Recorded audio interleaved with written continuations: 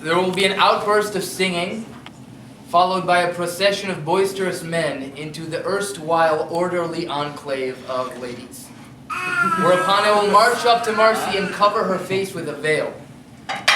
So if you're a reasonably perceptive person, you may wonder what's going on here. Why all the fanfare over something that's not even the ceremony? This question was addressed in 1928 by Rabbi Yosef Yitzchak Schneerson, the previous leader of the Chabad Lubavitch movement, in a discourse entitled Lecha Dodi, which was delivered upon the marriage of his daughter. So this l'chaim, everyone has l'chaim? This l'chaim is my effort to share the discourse as best I understand it in the limited time available. The discourse opens with a quotation from the Midrash, which says that Chatan dome lamelech, a groom is like a king. In a spiritual sense, king refers to God and queen to the Jewish people. This relationship has an analog in the nature of time. Shabbat is called queen, and the 6 days of the week are called king. Hence the expression, Lecha Dodi likrat kala penei Shabbat nekabla. Come, my beloved, let us greet the bride. Let us welcome the Shabbat. Now this also finds an analogy in the relationship between creator and creation. But in order to understand this, it's first necessary to touch upon the dynamics of creation. The Jewish concept of God is one absolutely free of any limitations. Neither infinity nor finitude is beyond the God of the Jewish people, and neither term in isolation is sufficient to describe its capacity. Now, in order for infinity to coexist with finitude, there must first be a gradual process of contraction, known in Hebrew as tzimtzum. This concept, once thought to be irrational, is now a mainstay of modern science. Contemporary astrophysicists describe the earliest moments of the universe in the following terms. Quote, "It was extremely hot and chaotic," much like Phoenix. "The only thing that existed was light, and before the formation of matter was possible, it was first necessary for the light to cool." A similar process is described by the Kabbalists. In order to support a finite creation, the light of the infinite has to undergo a series of contractions. The vessels through which these contractions are effectuated are known as sfirot. It's important to understand that both according to Kabbalah and to quantum mechanics, creation is not something that happened 5,000 years ago, or even 5 billion years ago. Creation, my friends, is happening constantly, and the mechanism through which it happens is the sefirot. The word sefirah shares an etymological root with the following Hebrew terms. Mesaper, which means to tell or to relate, to communicate. Mispar, which means number, and sapir, which is a gem known for its luminescence. Incidentally, sphira is the origin of the English term sapphire. If you triangulate these concepts, it's clear that the idea of a sphira is a medium through which the light of infinity, the Or Ein Sof, acquires magnitudinal definition and is communicated in a finite world. There are 10 sphirot in total, of which 3 are considered intellectual and 7 are considered emotive. Of the 7 emotive sphirot, the Kabbalists refer to the first 6 as Zer Anpin, in juxtaposition to the 7th, which is called Malchut. The 3 intellectual sphirot transmit light into Zer Anpin, which in turn transmits light into Malchut. The process is reiterated and reiterated until the light of the infinite is brought down into the world of the finite. Zer Anpin is called groom, whereas Malchut is called bride. To summarize thus far, the discourse draws a parallel between Malchut and the 6 emotive sphirot, known as Zer Anpin, Shabbat and the 6 days of the week, the Jewish people and God, and the physical bride and groom. All of these relationships can be generalized as receiver and giver. And as Rabbi Schneerson explains, any relationship between receiver and giver proceeds along the following course. First, the external faculties of the giver must make a connection with the external faculties of the receiver. This elevates the receiver to the level of the giver and prepares the receiver to receive. Then the internal faculties of the giver must make a transmission to the internal faculties of the receiver. This awakens, elicits, and reveals the essence of the receiver, which then transmits back to the giver at a magnitude that utterly transcends anything in the capacity of the giver. The discourse cites two examples to explain this process. The first regards a Talmudic sage named Rabbah. It says that when Rabbah entered the classroom, before he would open his teachings, he would first make a humorous remark. The humorous remark would open up his students and prepare them to receive his Torah.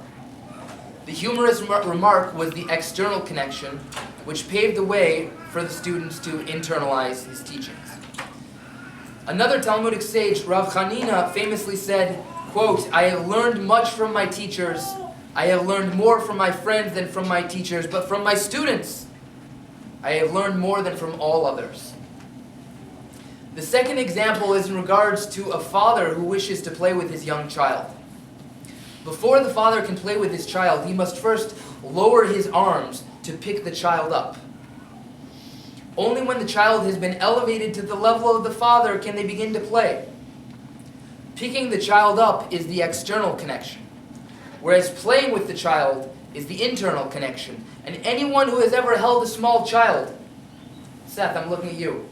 Anyone who has ever held a small child knows that what that child gives back to them emotionally is infinitely greater than anything the parent could ever hope to give.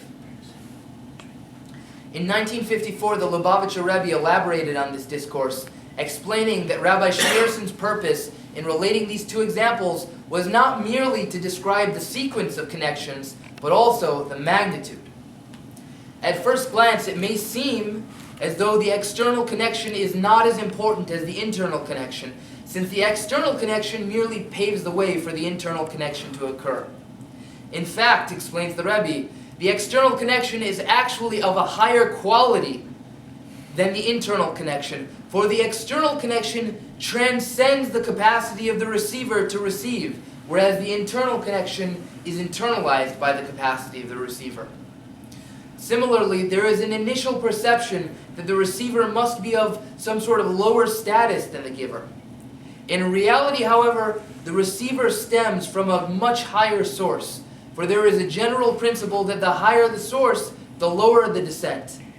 But it is typically through the transmission of the giver into the internal faculties of the receiver that the lofty essence of the receiver is awakened and the transcendence of the receiver over the giver is revealed. Hence the expression in Proverbs, Eishes chayil ateret bala, an accomplished woman is the crown of her husband.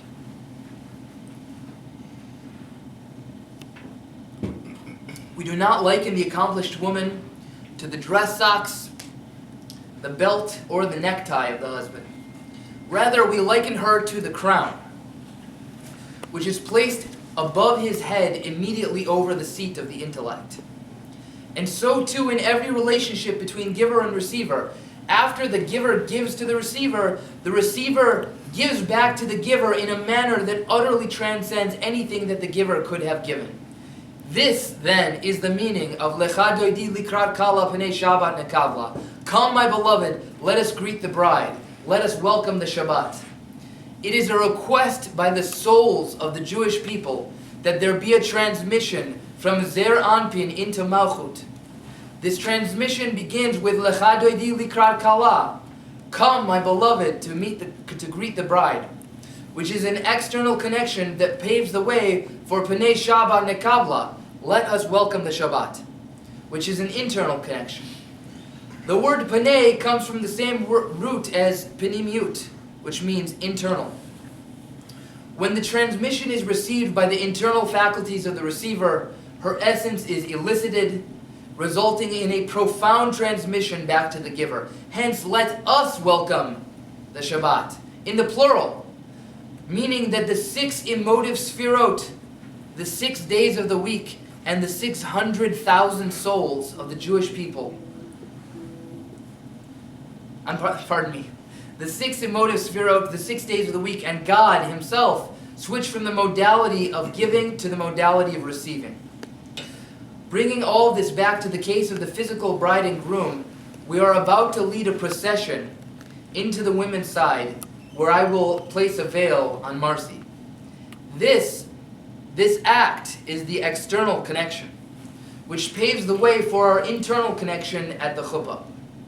Marcy will circle me 7 times to symbolically bring about a union of the 6 emotive sefirot with Malchut, the 6 days of the week with Shabbat, and the 600,000 souls of the Jewish people with Hashem.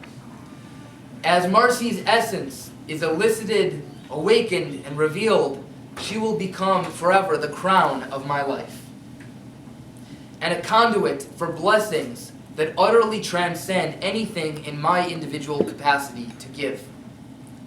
May these blessings, everyone raise a glass, may these blessings come in the form of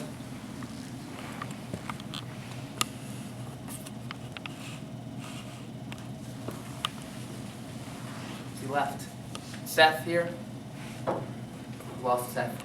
May the blessings come in the form of, first and foremost, peace, purpose, love for one another, health for our families, and healthy children who will not cease from nor neglect the words of Torah. L'chaim. Amen.